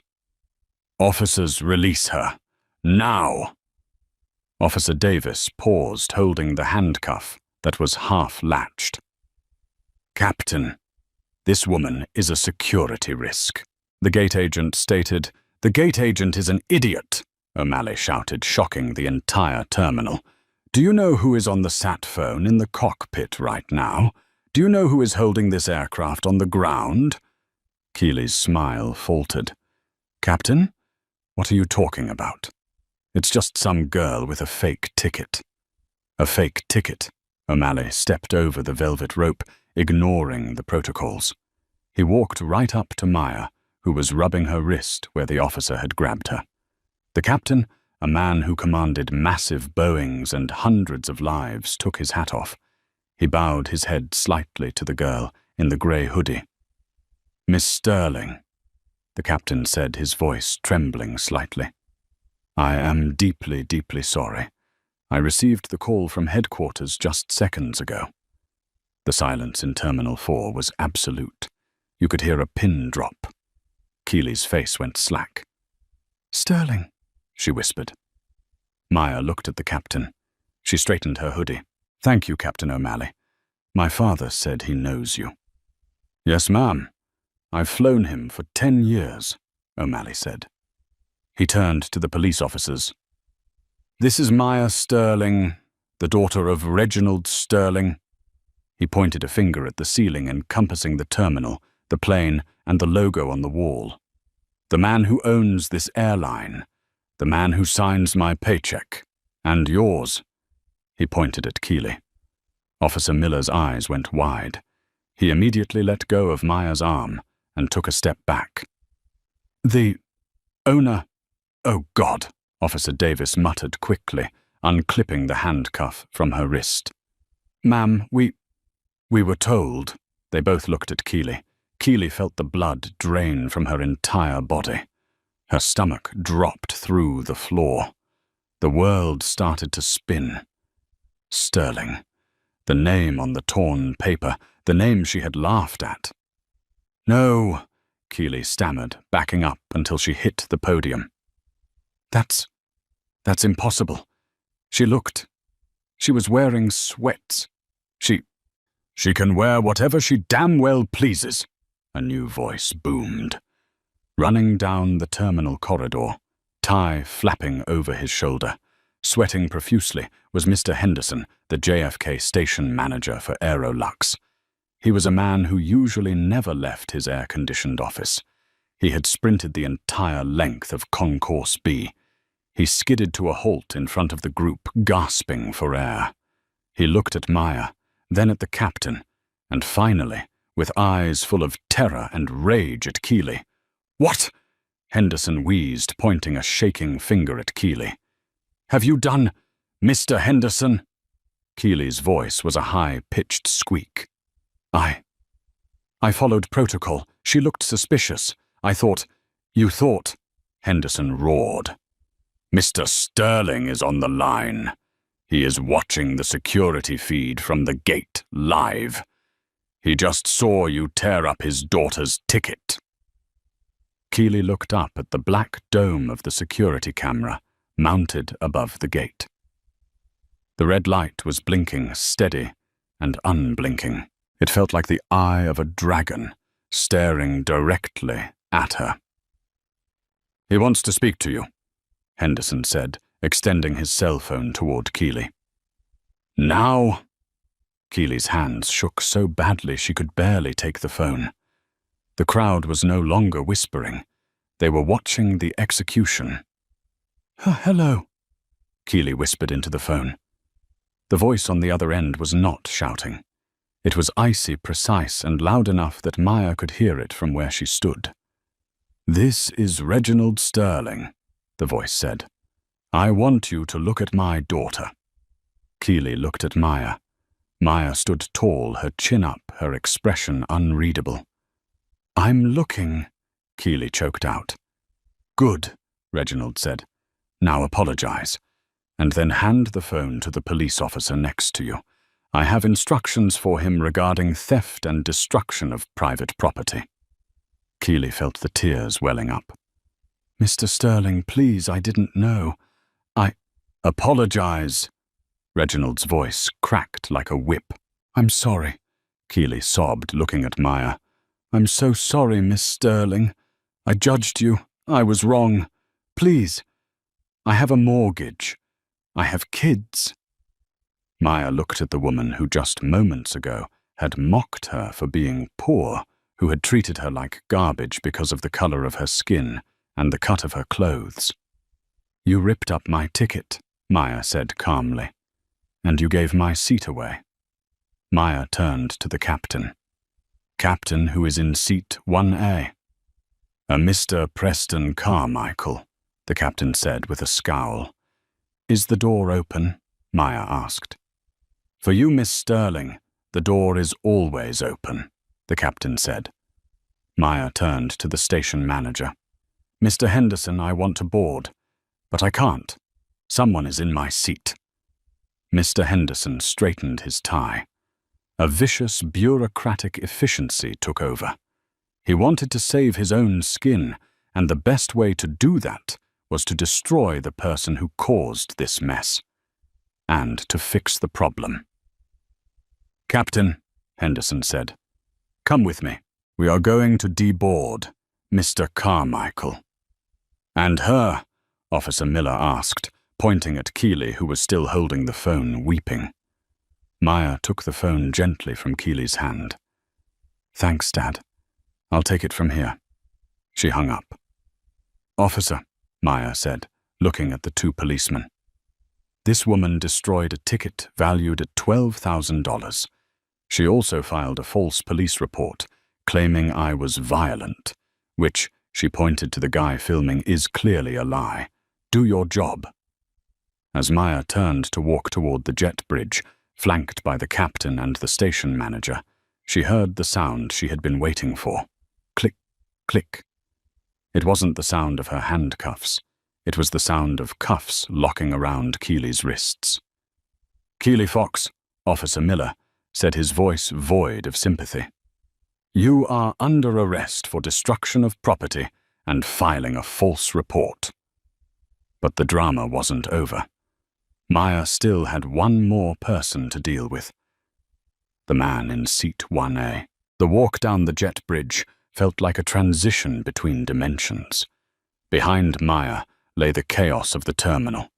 The shouting, the flashing cameras, and the sobbing former flight attendant now in police custody. Ahead lay the hushed, pressurized sanctuary of the aircraft. But the sanctuary was currently occupied by a usurper. Captain O'Malley led the way, his shoulders set in a line of grim determination. Behind him was Mr. Henderson, the station manager, who was wiping sweat from his forehead with a handkerchief. Maya brought up the rear. She didn't swagger. She didn't smirk. She just walked with the heavy, tired gait of someone who had been forced to fight a war she didn't start. They stepped onto the plane. The air smelled of recycled oxygen, expensive leather, and fresh brewing coffee. In seat 1A, Preston Carmichael was the picture of unbothered arrogance. He had already reclined the seat slightly. His suit jacket was hung neatly in the closet. He was sipping a flute of Krug Grande Cuvée and reading the Wall Street Journal on his tablet. He looked like a king on his throne. He didn't even look up when the captain approached. "Sir," Captain O'Malley said, his voice firm but professional. Preston waved a hand dismissively, without looking up from his screen. "If this is about the pre-departure refill, keep it coming. And tell the purser I want the steak medium rare, not rubbery like last time." "Mr. Carmichael," the captain said, louder this time, "I need you to look at me." Preston sighed, a long, exaggerated exhalation of annoyance. He lowered the tablet. "What is there a delay if we're sitting on the tarmac for an hour? I'm going to need another glass." Then he saw the entourage. He saw the captain.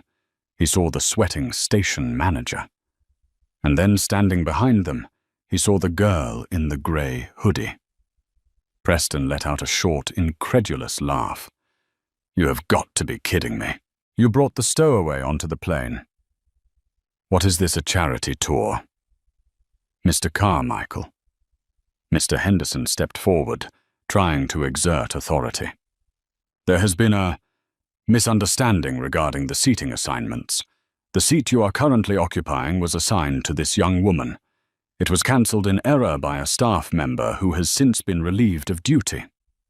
Preston's eyes narrowed. Relieved of duty. That shark of a woman at the gate. Good. She was annoying. But she gave me this seat.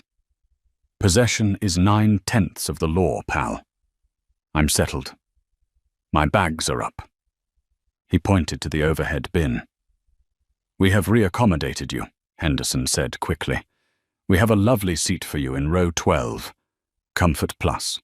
Extra leg room." The silence that followed was deafening. Row 12. Preston repeated the number as if it were a contagious disease. "You want me to move from international first class to Comfort Plus for her?" He gestured a thumb at Maya. "Look at her. She looks like she's here to clean the plane, not fly in it." Maya stepped past the station manager. She was done with proxies. "I'm not here to clean the plane," Maya said, her voice quiet, but carrying through the small cabin. "I'm here to fly home, in the seat my father paid for." "Your father?" Preston scoffed. "What did he sell, a few used cars?" "Listen, sweetie, I'm a Diamond Medallion member. I spend 200 grand a year with this airline. I practically own this plane." Maya couldn't help it. A small, dry smile touched her lips. "Actually," Maya said, "you don't." Captain O'Malley stepped in. His patience evaporated. "Mr. Carmichael, let me be crystal clear. The young woman standing before you is Maya Sterling. Her father is Reginald Sterling. He owns Aerolux. He owns the plane. He owns the seat you are sitting in. And right now he is on the phone with the tower, effectively grounding this flight until you are removed from his daughter's seat." Preston frozen. The glass of champagne hovered halfway to his mouth. He looked at the captain, looking for the lie. He saw none. He looked at Henderson, who nodded vigorously. Then he looked at Maya. He really looked at her this time. He looked past the hoodie and saw the specific, intelligent set of her eyes that were currently featured on the cover of Forbes magazine, in the seat pocket in front of him, in a feature about the next generation of business leaders. His face turned a shade of puce that matched the carpet. Preston stammered. "I didn't know." "Ignorance is not an excuse for being a jerk," Maya said. "But, look." Preston tried to pivot his voice, taking on a desperate, wheedling tone. "Miss Sterling, surely we can work something out. I have a very important meeting in London. My back is terrible. I really need the lie-flat seat. I'm happy to write you a check right now. $5,000. For your trouble." "I don't want your money," Maya said. "I want my seat." 10,000, Preston pressed. "Cash." "Sir," Captain O'Malley barked, "you are delaying a transatlantic flight. You have two choices. Choice A. You gather your belongings, move to seat 12B, and we depart. Choice B, you refuse. I declare you a disruptive passenger, and the Port Authority officers, waiting on the jet bridge, come in here and drag you off. In that scenario, you don't go to London. You go to jail." Preston looked at the door. He could see the blue uniforms of Officers Miller and Davis waiting in the hallway. He looked around the cabin. The other first-class passengers were staring. A woman in 2A was hiding a smile behind her hand. Preston Carmichael, the man who thought he ruled the world, realized he had been outranked. "Fine," he spat. He slammed the champagne glass down on the tray table so hard the stem snapped, spilling gold liquid over the white linen. "I'm leaving," Preston snarled. He stood up, ripping his jacket from the hanger. He grabbed his briefcase. "My bag is in the bin," he barked at Henderson. "Get it." "You can get it yourself," Maya said. Preston glared at her with pure hatred. He reached up, yanked his Toomey bag down, and nearly hit a flight attendant who had rushed over to clean the spill. He marched down the aisle, shoving past Maya. As he passed her, he leaned in. "You little rich brat. You think you're special." "No," Maya said, meeting his eyes. "I think I'm a customer. You should try being a decent one sometime." He stormed out of the first-class cabin, past the curtain, and into the humiliating walk toward row 12, where the overhead bins were already full and the middle seat was waiting. The atmosphere in the first-class cabin shifted the moment Preston disappeared behind the curtain. It was as if a pressure valve had been released. The new flight attendant, a young woman named Jennifer, looked terrified. Her hands were shaking as she picked up the broken glass and the champagne-soaked tablecloth. She was clearly the junior crew member likely pulled from the economy galley to replace Keeley at the last second. "Miss Sterling," Jennifer stammered, avoiding eye contact. "I am so sorry about the mess. I'll have this cleaned in 30 seconds. Please take seat 1B while I fix 1A. Can I get you anything? Water, champagne, caviar?" Maya looked at Jennifer. The girl looked like she was about to faint. She was probably thinking that one wrong move would end her career just like it had for Keeley. "Jennifer Wright?" Maya asked gently. Jennifer froze. "Yes, ma'am." "Breathe," Maya said. She dropped her heavy duffel bag on the floor. "I'm not going to fire you. I'm not going to yell at you. I just want to sit down." "Right. Yes, of course." Jennifer frantically wiped the tray table. Captain O'Malley came out of the cockpit one last time before pushback. He stood in front of Maya. "Miss Sterling," he said softly, "I want to personally apologize again on behalf of the crew. What happened at the gate was unacceptable. I've already filed a report with HR and operations."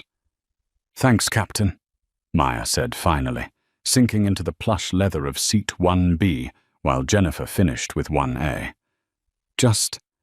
Can we go? I really just want to sleep." "We are pushing back in 2 minutes," O'Malley promised. "I'll make up the time in the air. We'll have you in London ahead of schedule." He returned to the cockpit. The door clicked locked. Maya moved over to seat 1A once it was pristine again. She buckled her belt. She didn't take off her hoodie.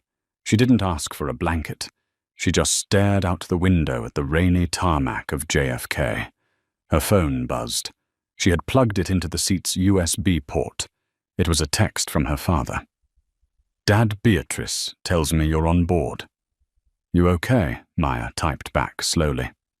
"Maya, I'm okay. Just tired." "It was ugly, Dad." "Dad, I saw the video. Someone sent it to PR. It's already trending. Flight attendant from hell versus secret CEO daughter." Maya groaned audibly. "Of course it was trending.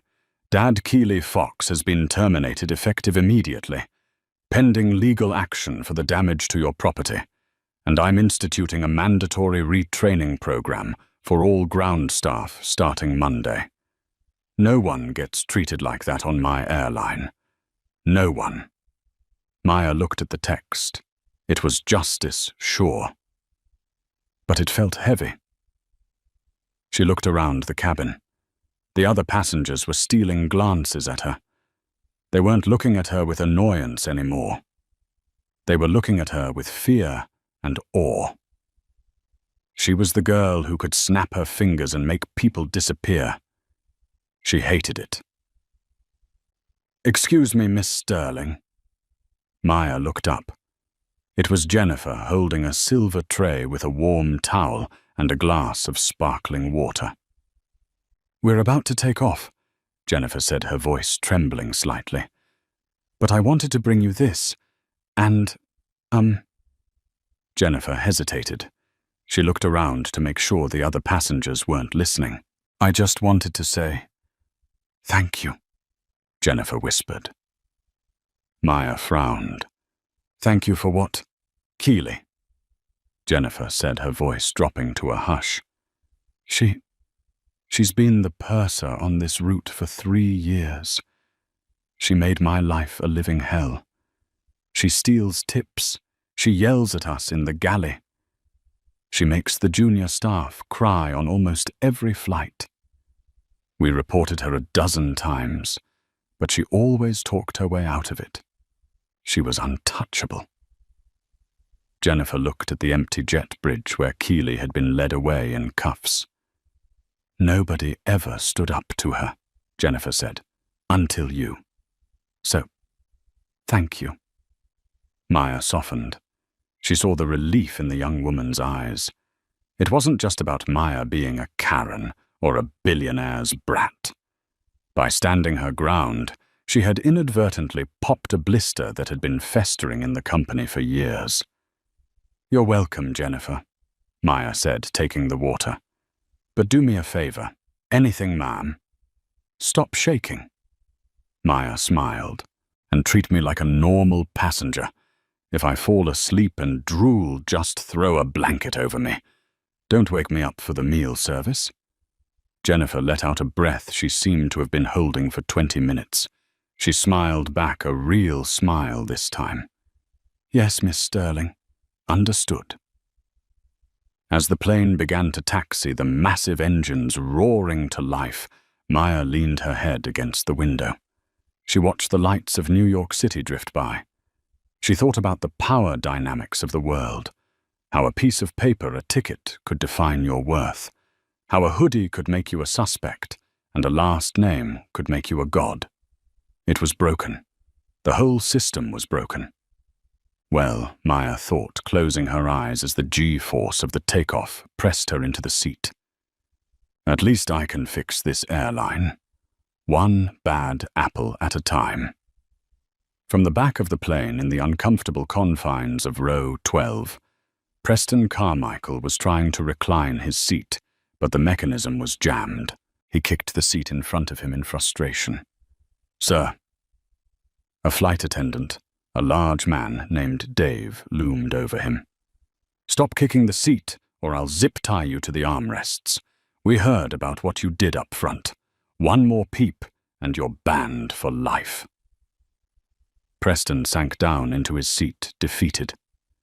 High above the clouds, Maya Sterling finally fell asleep. The descent into London Heathrow was smooth, the grey dawn of the English morning breaking over the wings. For Maya, the 7-hour flight had been a peaceful reprieve. For Preston Carmichael, back in seat 12B, it had been a purgatory of cramped knees, a crying baby in 13A, and the distinct lack of warm cookies. When the seatbelt sign pinged off at the gate, the curtains between first class and economy remained drawn. Maya was the first to deplane, grabbing her battered leather duffel. Waiting for her at the end of the jet bridge was not just a ground agent, but the director of Aerolux UK operations.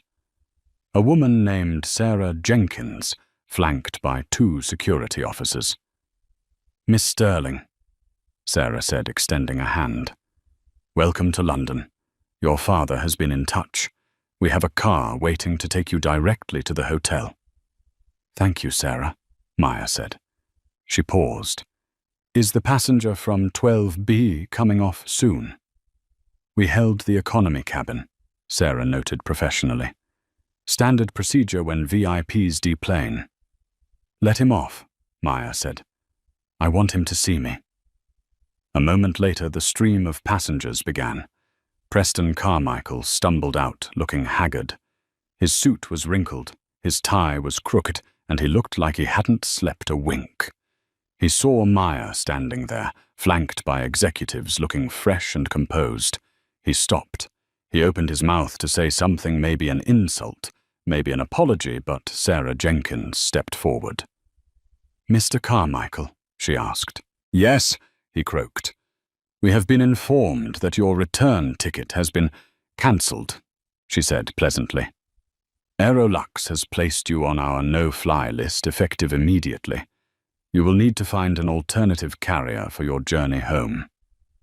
Preston's jaw dropped. "You can't do that. I have rights. I'm a platinum."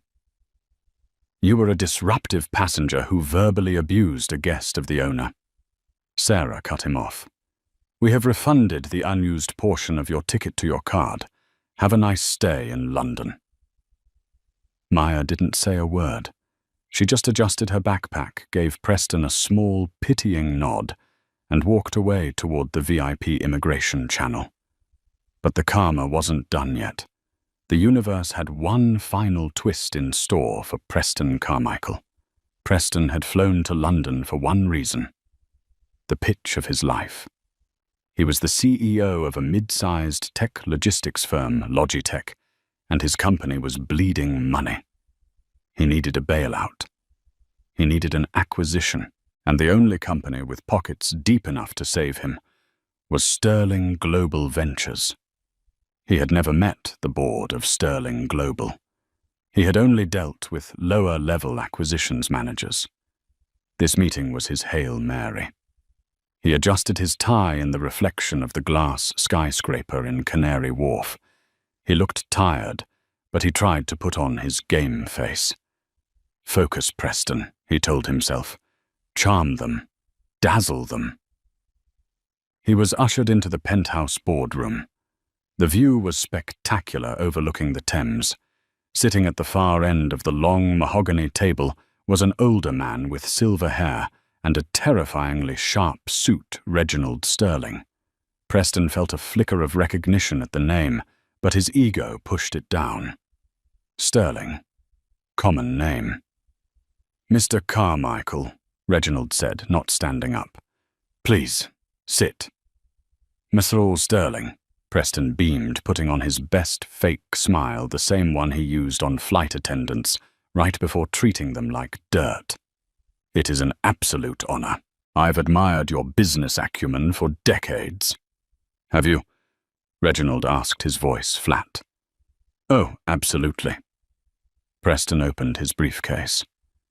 I think you'll find Logitech aligns perfectly with your portfolio. We value efficiency, class, and excellence. Excellence, Reginald repeated. Interesting word. I value character. Agreed. Preston nodded vigorously. Character is everything. Glad you think so, Reginald said. I'd like to introduce you to the head of our Youth Outreach and Ethics Division. She has the final veto on all new acquisitions. The door behind Preston opened. Sorry I'm late, a voice said. Traffic on the M4 was a nightmare. Preston froze. He knew that voice. He turned around slowly. Walking into the room wearing a sharp black blazer over a grey hoodie holding a Starbucks cup was Maya. She stopped when she saw him. She didn't look surprised. She looked amused. Oh, Maya said, taking the seat next to her father. It's you. Preston looked from Maya to Reginald. The realization hit him like a freight train. Sterling. Reginald Sterling. Maya Sterling. The owner of the airline. The girl in the hoodie. You? Preston whispered. You're the board member. I'm the heir. Maya corrected him. She took a sip of her coffee. And Daddy. This is the man I texted you about. The one who told me I belonged in the back of the bus. Or, well, the plane. Reginald Sterling closed the folder in front of him. The sound was like a gunshot in the quiet room. Mr. Carmichael, Reginald said, standing up. My daughter has an excellent intuition for people. She told me you were arrogant, rude, and dismissive of those you deem beneath you. It was a stressful day, Preston stammered, sweat beading on his forehead. I wasn't myself. On the contrary, Maya said softly. I think you were exactly yourself. You showed me exactly who you are when you think no one powerful is watching. We don't do business with men like you, Reginald said coldly. The deal is off. Sterling Global will not be acquiring Logitech. Please. Preston begged, his dignity gone. My company. We'll go bankrupt without this capital. I have employees. Then you should have thought about that before you treated a young woman like garbage, Reginald said. Security will escort you out. 2 weeks later, the story of the Gate 42 incident had circulated the globe. The video of Keely ripping the ticket had 40 million views. Keely Fox was charged with criminal mischief and destruction of property. She pleaded guilty to avoid jail time, but her career in aviation was over. She was blacklisted from every airline, major and minor. She ended up moving back to her hometown, working the register at a grocery store, where every customer was a reminder that she was there to serve, not to judge. Preston Carmichael's company filed for Chapter 11, bankruptcy 3 months later. His reputation as a toxic leader, combined with the failed merger, made him a pariah in the business world. He lost his penthouse, his car, and his diamond medallion status. But the biggest change happened at Aerolux. Maya Sterling didn't just go back to college. She worked with her father to launch the Sterling Standard, a mandatory training program for all 50,000 employees. It focused on unconscious bias empathy and the simple rule that every passenger, whether in seat 1A or 45E, deserved dignity. Maya still traveled in sweatpants. She still wore her hair in a messy bun. But now, when she walked up to a gate, she didn't need to say a word. The world knew who she was. And more importantly, she knew who she was. She wasn't just a billionaire's daughter. She was the girl who grounded the untouchables, proving that in the end, kindness is the only currency that really matters. And that is how a ripped ticket and a judgmental attitude cost a flight attendant her career and a CEO his entire company.